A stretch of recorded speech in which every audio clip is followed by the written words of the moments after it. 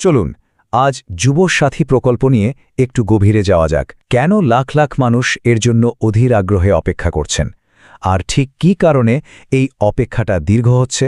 আসুন আজ আমরা এর কারণগুলো খুঁজে দেখি।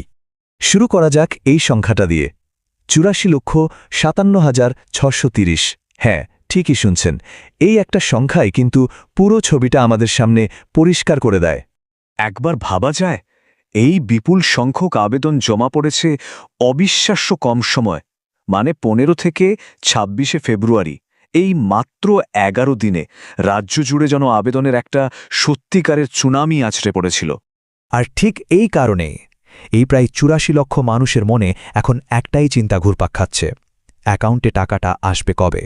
তো চলুন এখন একটু গভীরে গিয়ে দেখি কেন এই বিপুল আবেদন একদিকে যেমন একটা সাফল্যের দিক, তেমনি প্রশাসনের জন্য একটা বিশাল চ্যালেঞ্জও বটে।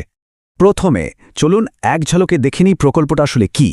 খুব সহজ করে বললে, ২১ থেকে ৪০ বছর বয়সী বেকার যুবক যুবতীরা মাসে ১,৫০০ টাকা করে পাবেন সোজা তাদের ব্যাঙ্ক অ্যাকাউন্টে। আর এই প্রতিশ্রুতিটাই যে লাখ লাখ মানুষকে আবেদন করতে টেনে এনেছে তা তো বলাই বাহুল্য। এই স্লাইডটা কিন্তু খুব ইন্টারেস্টিং। দেখুন, প্রশাসনকে কিন্তু দুটো দিক একসঙ্গে সামলাতে হয়েছে। একদিকে অফলাইন ক্যাম্পে জমা পড়েছে প্রায় ৬৫ লাখ ফর্ম, আর অন্যদিকে অনলাইনে প্রায় ১৯ লাখ। মানে দুই দিক থেকেই চাপের একটা পাহাড় তৈরি হয়েছিল। আর এই চাহিদাটা কিন্তু কোনো একটা নির্দিষ্ট জায়গায় সীমাবদ্ধ ছিল না। দেখুন, শুধু দক্ষিণ ২৪ পরগনা থেকেই এসেছে প্রায় ৯.৫ লাখ আবেদন।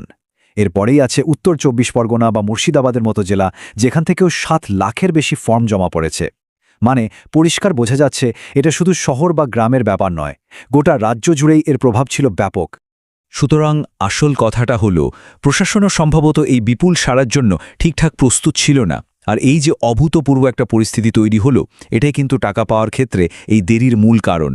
চলুন এবং দেখি ভেরিফিকেশন বা যাচাইকরণ প্রক্রিয়ার দিকে। মানে পর্দার আড়ালে ঠিক কি চলছে আর সরকার কিভাবে স্বচ্ছতা রাখার চেষ্টা করছে। আচ্ছা, এই যে প্রায় ৮৪ লক্ষ আবেদন, তার প্রত্যেকটাকে একটা খুব কুতকুতে ৩ ধাপের ফিল্টারিং সিস্টেমের মধ্যে দিয়ে যেতে হচ্ছে। প্রথম ধাপে বয়স বা অন্যান্য শর্ত পূরণ হচ্ছে কিনা সেটা দেখা হচ্ছে। দ্বিতীয় ধাপে একই ব্যক্তি একাধিকবার আবেদন করলে সেই ডুপ্লিকেট আবেদনগুলো বাদ দেওয়া হচ্ছে। আর সবশেষে ব্যাঙ্ক অ্যাকাউন্টের সঙ্গে আধার নম্বর ঠিকঠাকভাবে লিঙ্ক করা আছে কিনা সেটা ভেরিফাই করা হচ্ছে। আসলে প্রশাসন এখানে দুটো খুব গুরুত্বপূর্ণ লক্ষ্যের মধ্যে একটা ভারসাম্য আনার চেষ্টা করছে। এক, ডেটা যেন ১০০% নির্ভুল হয়, যাতে একদম যোগ্য ব্যক্তির কাছেই টাকাটা পৌঁছায়। আর দুই, পুরো প্রক্রিয়াটা যেন একেবারে স্বচ্ছ থাকে, যাতে কোনো রকম জালিয়াতির সুযোগই না থাকে। সরকারি মহল থেকে যা শোনা যাচ্ছে তা হলো, এখন তাড়াহুড়ো করে টাকা দিলে পরে আরও বড় সমস্যা হতে পারে, যাচাইয়ের কাজ আগে শেষ করতে হবে। মানে পরিষ্কার বোঝা যাচ্ছে যে ভবিষ্যতের জটিলতা এড়ানোর জন্য গতির চেয়েও নির্ভুলতাকে বেশি গুরুত্ব দেওয়া হচ্ছে। তাহলে এই যে একটা গুরুত্বপূর্ণ যাচাই প্রক্রিয়া চলছে, এই সময়ে আবেদনকারীদেরও কিন্তু কয়েকটা জরুরি কাজ করে রাখা উচিত, যাতে সব ঠিকঠাক থাকে। এখানে ৪টে সহজ কিন্তু খুব জরুরি ধাপের কথা বলা হচ্ছে। প্রথমত, নিজের ব্যাঙ্ক অ্যাকাউন্টটা চালু আছে কিনা সেটা দেখে নিন। দ্বিতীয়ত, অ্যাকাউন্টের সাথে আধার লিঙ্ক করা আছে কিনা সেটাও নিশ্চিত করুন। তৃতীয়ত, আপনার আবেদন নম্বরটা খুব সাবধানে রাখুন। আর সবথেকে জরুরি, কোনো রকম জালিয়াতিপূর্ণ ফোন বা মেসেজ থেকে একদম সতর্ক থাকুন। আর এই কথাটা খুব ভালো করে মনে রাখতে হবে, যে কোনো গুজবকে পাত্তা না দিয়ে সঠিক তথ্যের জন্য শুধু সরকারি ঘোষণার উপরেই ভরসা রাখুন। সবশেষে চলুন একটু বড় ছবিটা ভাবার চেষ্টা করি। এই যে একটা অবিশ্বাস্য সাড়া পাওয়া গেল, এটা আসলে আমাদের কি বলছে?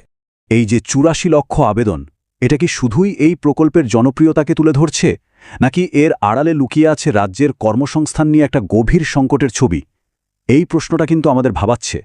হয়তো এই প্রকল্প একটা সাময়িক স্বস্তি দিতে পারে, কিন্তু এটা আমাদের রাজ্যের অর্থনীতি আর কর্মসংস্থানের ভবিষ্যৎ নিয়ে আরও অনেক বড় প্রশ্ন তুলে দিচ্ছে।